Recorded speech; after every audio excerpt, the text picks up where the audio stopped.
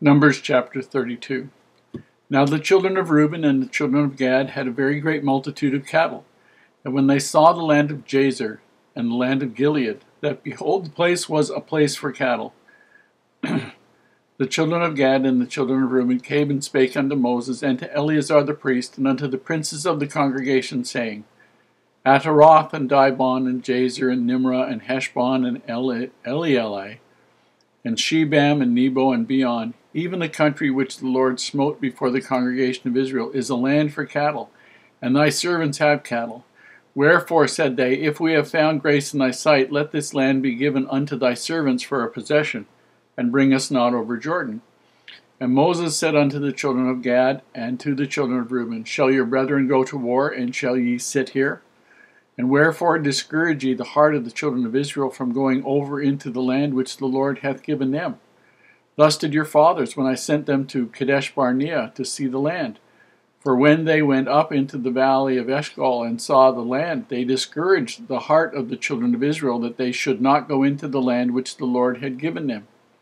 And the Lord's anger was kindled the same time, and he sware, saying, Surely none of the men that came out of Egypt from 20 years old and upwards shall see the land which I swear unto Abraham and to Isaac and unto Jacob, because they have not wholly followed me, save Caleb the son of Jephunneh the Kenizzite, and Joshua the son of Nun, for they have wholly followed the Lord. And the Lord's anger was kindled against Israel, and he made them wander in the wilderness 40 years, until all the generation that had done evil in the sight of the Lord was consumed. And behold, ye are risen up in your father's stead, an increase of sinful men to augment yet the fierce anger of the Lord toward Israel. For if ye turn away from after him, he will yet again leave them in the wilderness, and ye shall destroy all his people. And they came near unto him and said, We will build sheepfolds here for our cattle, and cities for our little ones. But we ourselves will go ready armed before the children of Israel, until we have brought them into their place, and our little ones shall dwell in the fenced cities, because of the inhabitants of the land. We will not return unto our houses until the children of Israel have inherited every man his inheritance.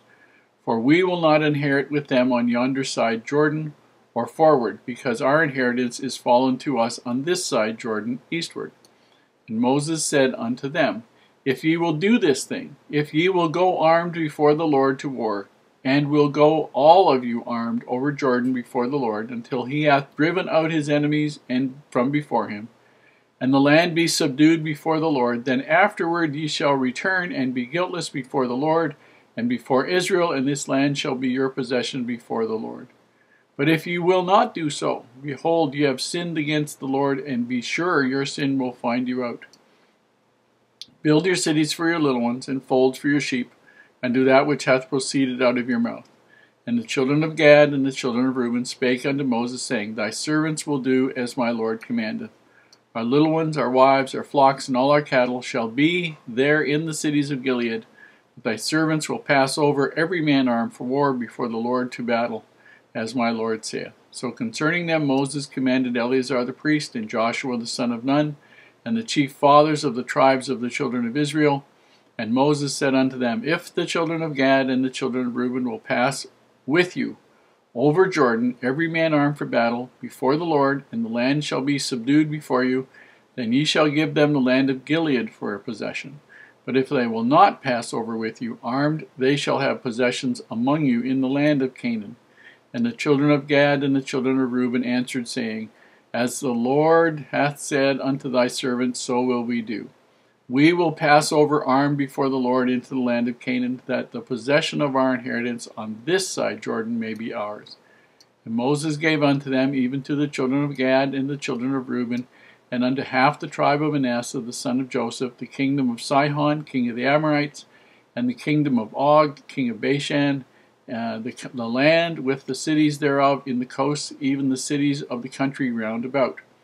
And the children of Gad built Dibon, and Ataroth, and Aroer, and Atroth, and Sophan, and Jazer, and Jogbehah, and Beth Nimrah, and Beth Aran, fenced cities, and folds for sheep. And the children of Reuben built Heshbon, and Elealai, and Kirjathim, and Nebo, and Baal-meon, their names being changed, and Shibmah, and gave other names unto the cities which they builded. And the children of Machir, the son of Manasseh, went to Gilead, and took it, and dispossessed the Amorite which was in it. And Moses gave Gilead unto Machir, the son of Manasseh, and he dwelt therein. And Jair, the son of Manasseh, went and took the small towns thereof, and called them Havoth Jair. And Neobah went and took Kenath and the villages thereof, and called it Nobah, after his own name. We see here an interesting story and an idea of Moses' overview of things. We see that two of the tribes, who possessed a very great number of cattle, found that the land on the east side of the Jordan River, which was not actually technically part of the Promised Land, looked to them very attractive. It was an area of highland, an area of big plain. It was well watered. It was an area that would have snow occasionally, even in the very bitterest, coldest part of the year. And they could grow grain there. But it looked like a great pasture area for cattle, and this was great to look fabulous to these people, and so they wanted to stay there. They had been told that the land where the Promised Land was a land flowing with milk and honey, but it was very hard for them to imagine that anything could be better than what they had seen. So they wanted to get the inheritance there.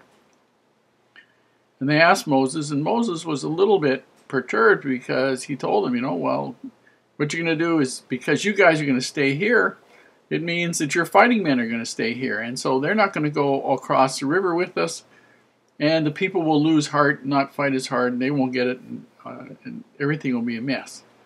And so these guys said, tell you what, we'll build cities, we'll build places for the sheep and the cattle and all the rest of it, for our little ones and our wives to stay, and then all of us will go across the Jordan with all the other tribes, and we won't come back until everybody else has got their inheritance. Just let this be ours.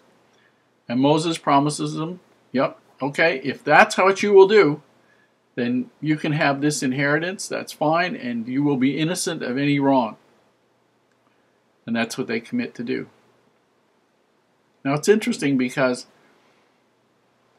this was not part of the Promised Land that they were after. And you can go in various sets of scriptures maps and see how the land was all divided up. And interesting to see how it was and what it was. The problem, we don't always understand what the geography is, how high it is. We just see a map, and we don't understand how well watered or how poorly watered it is. There were areas there that were total desert, and there were areas that were very fertile and green. The land of Jazer, with Gad and Reuben wanted, was absolutely beautiful territory for cows. Any kind of cattle. Great grazing. Lots of new grass all year round pretty well. And they would have been able to make a very good living there.